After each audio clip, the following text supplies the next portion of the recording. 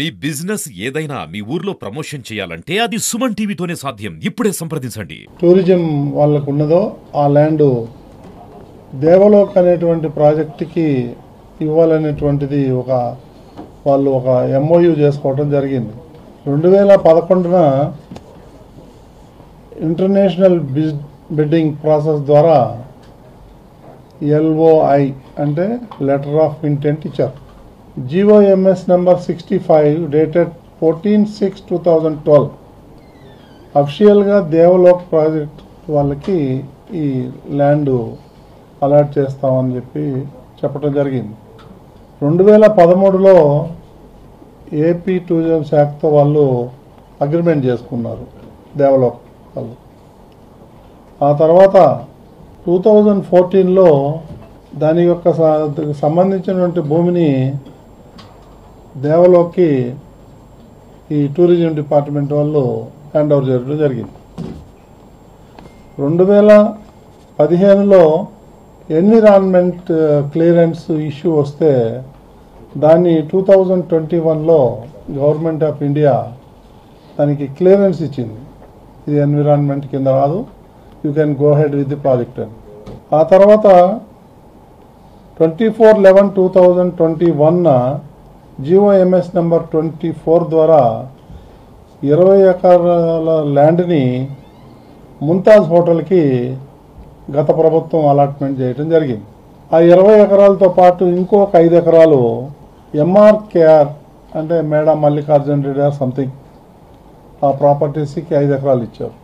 ఇది ముంతాజ్ హోటల్ ఎప్పుడైతే వచ్చిందో ఆ బోర్డులన్నీ చూసి హిందూ సంఘాలు చాలా పెద్ద ఎత్తున ధర్నాలు చేయటం, గొడవలు చేయటం, వాళ్ళందరూ మా దగ్గరికి రావటం, చీఫ్ మినిస్టర్ దగ్గరికి వెళ్ళటం, రిప్రజెంటేషన్ ఇవ్వటం, ఇవన్నీ జరుగుతూ వచ్చింది. ఈ విషయాలన్నీ కూడా 2024 నవంబర్ 18న జరిగినటువంటి టీటీడీ బోర్డు సమావేశంలో ఈ పాయింట్ నెంబర్ 102 కింద దీన్ని టేకప్ చేయడం జరిగింది. అప్పుడు బోర్డు అంతా కూడా ఏకగ్రీవంగా ముంతాజ్ హోటల్కి ఇవ్వటానికి వీల్లేదు. ఎందుకంటే అది ఏడుకొండల్లో ఉన్నటువంటి ఒక పార్ట్. మేబీ అది టూరిజంకి అయితే అయి ఉండొచ్చు, కానీ అది ఏడుకొండల్లో ఒక భాగంగా ఉంది.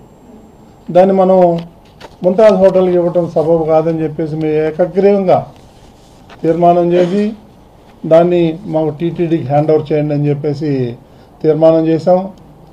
ఆ తర్వాత ఈ సంవత్సరం మార్చి 21న ముఖ్యమంత్రి శ్రీ నారా చంద్రబాబు నాయుడు గారు తిరుమలకు రావటం, వాళ్ళకి ఈ విషయాలన్నీ మేమందరూ కూడా కలిసి చెప్పటం, దాని మీద వారు ఏం చేయాలి ఏంటి అనేది ఒక కన్క్లూజన్కి వచ్చి ఈ ల్యాండ్ బదులు వేరే ఎక్కడైనా టీటీడీ ల్యాండ్ ఉంటే ఇచ్చేసి ఈ యొక్క పవిత్రమైన స్థలం ఏదైతే ఉందో దాన్ని టీటీడీ మీరు తీసుకోండి అని చెప్పేసి ముఖ్యమంత్రి గారు నిర్ణయం చేయడం జరిగింది.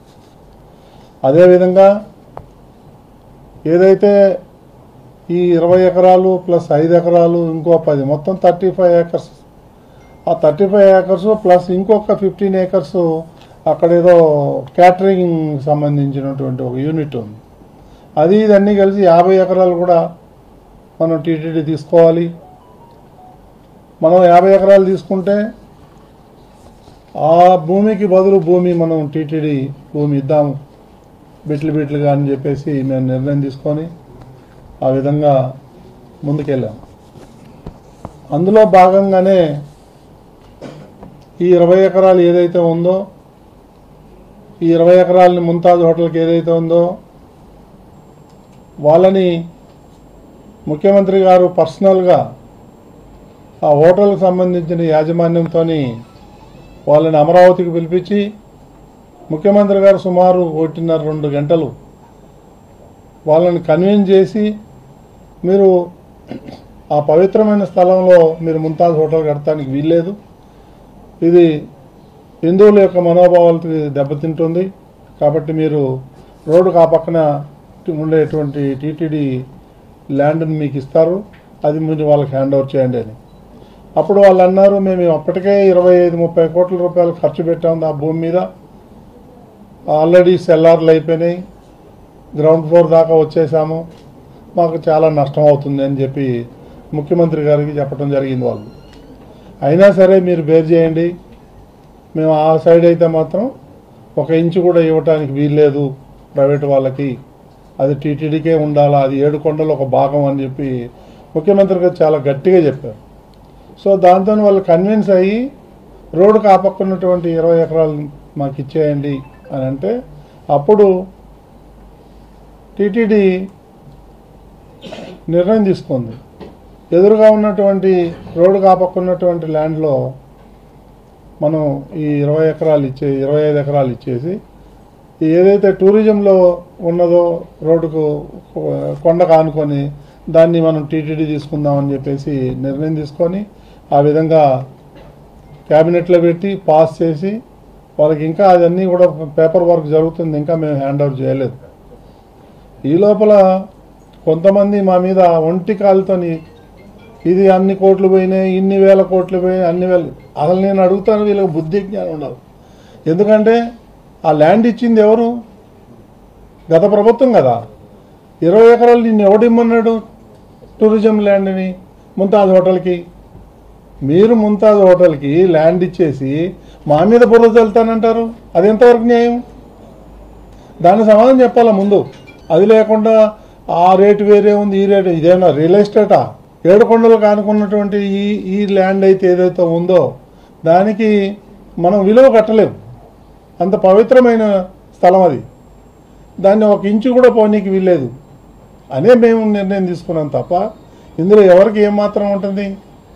అవన్నీ తెలియకుండా ఇష్టం వచ్చినట్టు పబ్లిక్ని మిస్యూజ్ చేసి, మిస్లీడింగ్ చేసి ఏదో ఇచ్చేశారు, కొండ టీటీడీ ల్యాండ్స్ అన్ని ప్రైవేట్ వాళ్ళకి ఇచ్చారు.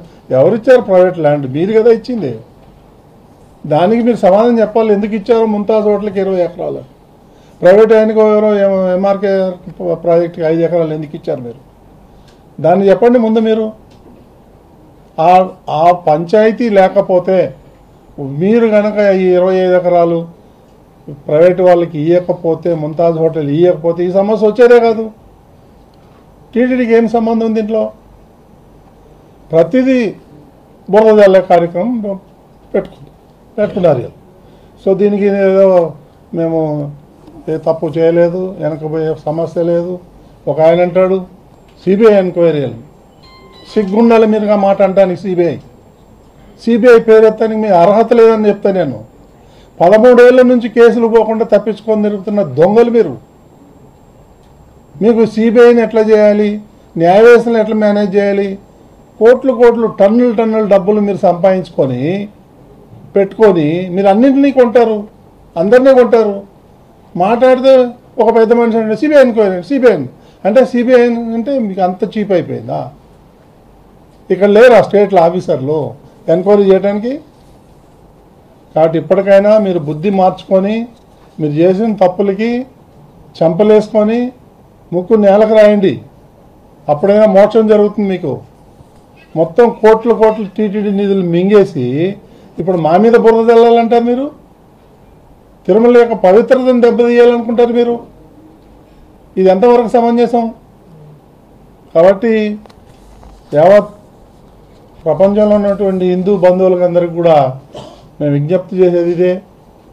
మేము ఈ బోర్డు వచ్చినప్పటి నుంచి ఎంతో హానెస్ట్గా, నీతి నిజాయితీగా మేము ఈ టీటీడీ కోసం పాటుపడుతున్నాం. అపర్నిషులు మేము ఎలాంటి అవకతవకలు చేయకుండా హానెస్ట్గా తిరుమల యొక్క పవిత్రను కాపాడాలి మేము అనే ఒక ఏకైక ఉద్దేశంతో భక్తులకు సౌకర్యాలు కల్పించాలి. మేము ఆ బిజీలో ఉంటే వీళ్ళు రోజు బురద చల్లుతాడంట. నిన్నోడు అంటాడు, ఇందాక రోజు మాట్లాడతాడు టీటీడీ మీద. ఇకేం పని లేదా వాళ్ళకి? మీలాగా దొంగలు ఉంటారు అందరూ. కాబట్టి ఇప్పటికైనా ఒళ్ళు జాగ్రత్త పెట్టుకొని మాట్లాడేటప్పుడు ఏం మాట్లాడుతున్నామని సెన్స్తో మాట్లాడాలి. ఆధారాలు ఉన్నాయి మా దగ్గర అన్నీ.